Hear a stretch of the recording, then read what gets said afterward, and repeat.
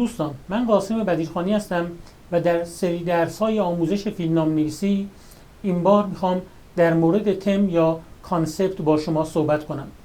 در درس بعد در مورد لاگلاین و پیش‌ورز با شما صحبت خواهم کرد که ارتباط خیلی زیادی با تم دارند. اما قبل از اینکه تم رو تعریف کنم میخوام بگم که چه چیزهایی تم نیستند.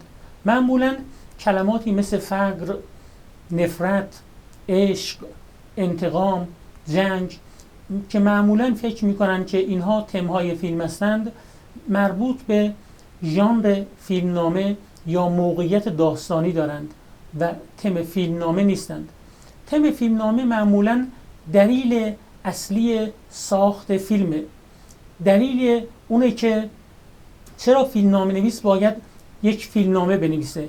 حرفیه که نویسنده میخواد بزنه یا درسیه که نویسنده میخواد به ما بزنه و تمام عناصر فیلمنامه نویسی از طراحی تا ساخت شخصیت ها، نقاط عطف، همه به خاطر این هستند که ما بتونیم تممون رو به شکل درست و نامحسوس انتقال بدیم. بنابراین تم نباید در دیالوگ ها یا در نریشن به طور مستقیم باشه، چون مخاطب از نصیحت کردن بیزاره و اگر میخواست نصیحت بشنوه میرفت پای منبر مینشست یا کتاب فلسفی یا روانشناسی میخوند. بنابراین ما تم خودمون رو دراماتیزه میکنیم و از طریق حوادث و داستان به شکل جذاب به مخاطب منتقل میکنیم. به عنوان مثال در فیلم خانه پدری که آقای کیانوش عیاری ساخته، تم فیلم اینه که غیرت کورکورانه چقدر میتونه باعث سنگدلی و قساوت قلب یک پدر بشه که بخواد دختر خودشو بکشه و در زیرزمین خونه دفن کنه. یا در فیلم دروگو با بازی جیم کری که نقش یک وکیل رو داره، میبینیم که تم یا درسی که نویسنده میخواد به ما بگه اینه که دروغ میتونه یک زندگی خانوادگی رو از هم بپاشه و یا به عبارت بهتر بهترین سیاست صداقته. یا در فیلم قیصر کیمیایی به ما میگه که وقتی با آدمهای نامرد روبرو میشی چاره‌ای جز چاقو کشیدن نداری یا باید چاقو بکشیم در مقابلشون. هرچه تمی که انتخاب میکنید خاص‌تر و اصیل‌تر باشه، فیلمنامه شما جذابتر میشه، اما این تهدید هست که احتمال توقیف شدن فیلمتون مثل خانه پدری یا اکثر فیلم‌های جعفر پناهی بیشتر بشه.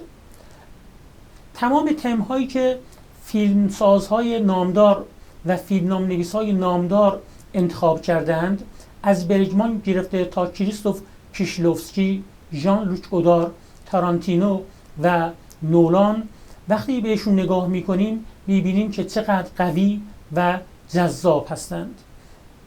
گفتیم که تم درسیه که فیلمنامه نویس به ما میگه و به ظاهر این درس باید روشن باشه، اما خیلی وقتا اینطوری نیست.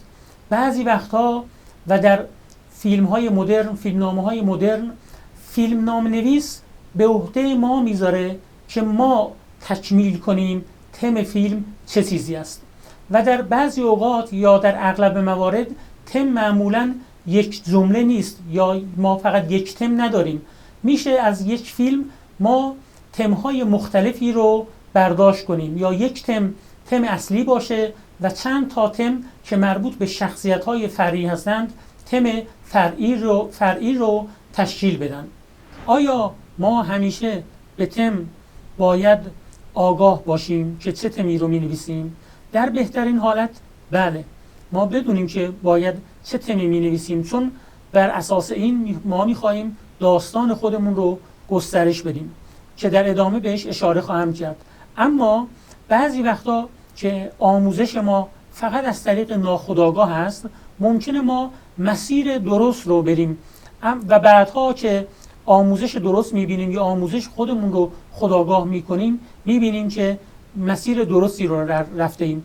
مثلا من خودم سال 93 فیلمنامه کوتاهی رو نوشتم با عنوان من دختر نیستم و ساختمش. ایده این فیلم تقریبا سال 73 بود که برای من اتفاق افتاد. زمانی بود که تو خوابگاه دانشجویی بودیم و یکی از دوستا اومد و تعریف کرد که یکی از دوستانش بکارت خودشو از دست داده و حالا دنبال یک فرد معتادیه که باهاش ازدواج کنه، به این دلیل که بتونه باهاش ازش طلاق بگیره، به خاطر اینکه فرد معتاده و یه جور نداشتن بکارت خودشو توجیه کنه، یا شاید بتونه که به عنوان زن مطلقه ازدواج دوم داشته باشه یا ازدواج سالمتر و بهتری داشته باشه. به این امید دست به این کار میزنه که با یک فرد معتاد ازدواج کنه.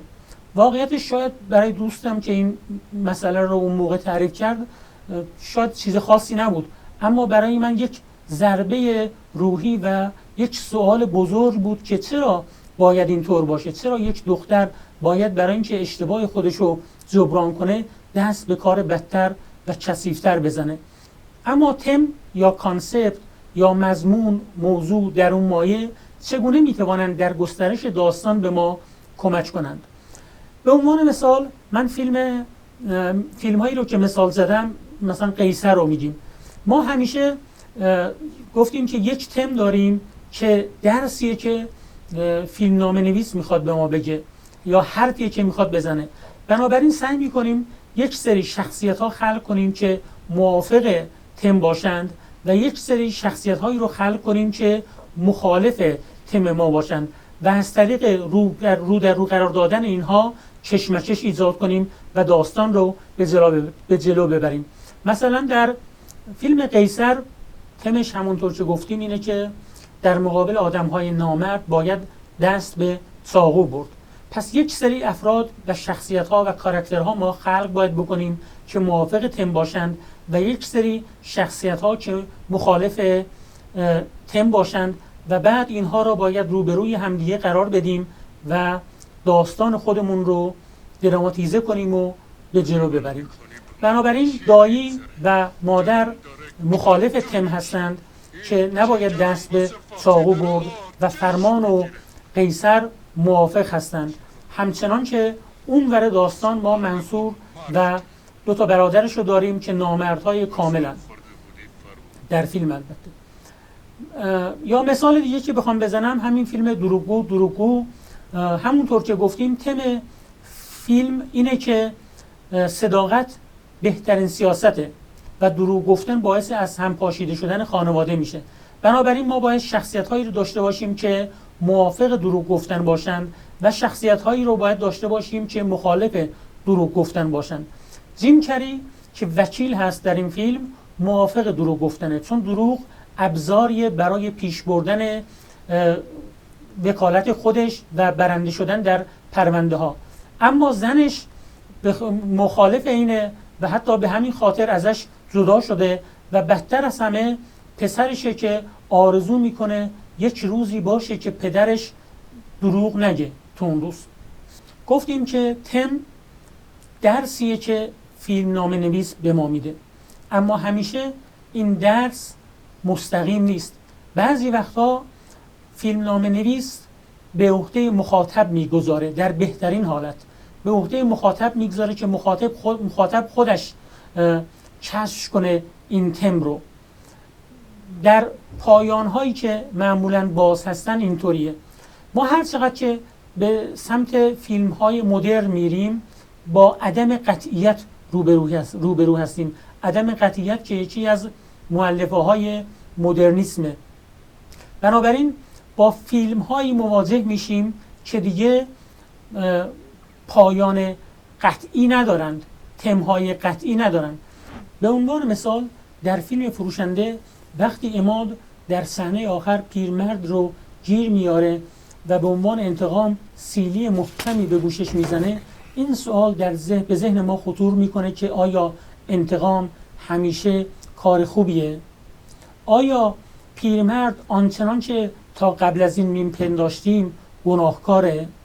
یا در فیلم درباره الی وقتی که به نقطه اوجش نگاه میکنیم و جایی که سپیده مجبور میشه که دروغ بگه، آیا سپیده واقعا دروغگوئه؟ آیا واقعا الی خیانتکاره و به نامزد خودش خیانت کرده؟ میبینیم که چقدر با تم پیچیده‌ای روبرو هستیم و واقعا چقدر قضاوت کردن کار سختیه. چطور تم اصیل پیدا کنیم؟ به درون خودتون نگاه کنید، ببینید که چه چیزی شما رو اذیت میکنه، چه حرفی برای گفتن دارید که به راحتی به همه نمیتونید بزنید، چه چیزی هست که در خلوت روح شما رو مثل خوره میخوره. معمولا اینها حرفهایی هستند که اگر بزنید برای بقیه جذابتر هستند، چون اونا ممکنه این حرفها رو داشته باشند. من دوستان زیادی رو دیدم که حرفها و دغدغه‌های خیلی مهمی دارند، وقتی میان با من دوستانه درد و دل کنن یا یک رازی رو بگن، میبینم که چقدر حرفهای مهم و خوبی دارن. اما وقتی میخوان فیلمنامه بنویسن یا فیلم بسازن، معمولا به تم‌هایی که در فیلم‌های گذشته بوده یا در جشنواره‌ها اقبال خوبی بهشون نشان داده شده به اونها میپردازن و فیلم‌هاشون میشه یک کپی ضعیف از اون فیلم‌ها. بنابراین اگر میخواهید که مخاطب با دیدن فیلم شما تکان بخوره، نباید بترسید از این که ممکنه اگر درونیات خودتون رو بگید قضاوت بشید. باید این پرده رو کنار بزنید و حرف دلتون رو بزنید، چیزی رو بگید که واقعا دوست دارید و اصیله. اینطوریه که میتونید جذاب باشید و مخاطب خودتون رو پیدا کنید. همونطور که گفتم در جلسه بعد به لاگلاین یا پیشفرض خواهیم پرداخت. به پیشفرض رابرت مکی با عبارت دیگه‌ای پرداخته که یه خورده متفاوته، بهش میگه کنترلینگ آیدیا، که آقای محمد گذرآبادی اونو در کتاب داستان ترجمه کرده به ایده ناظر. ایده ناظر یا پیشفرض یا لاگلاین خیلی شبیه تمه و ما از این مفاهیم قراره که استفاده کنیم در جهت نوشتن داستان. من سعی میکنم به شکل کاربردی این چیزها رو بگم و از مفاهیمی که انتزاعی هستند یا کمکی نمی کنند به نوشتن فیلمنامه پرهیز کنم. ممنونم که منو همراهی کردید. تا جلسه بعد، بدرود.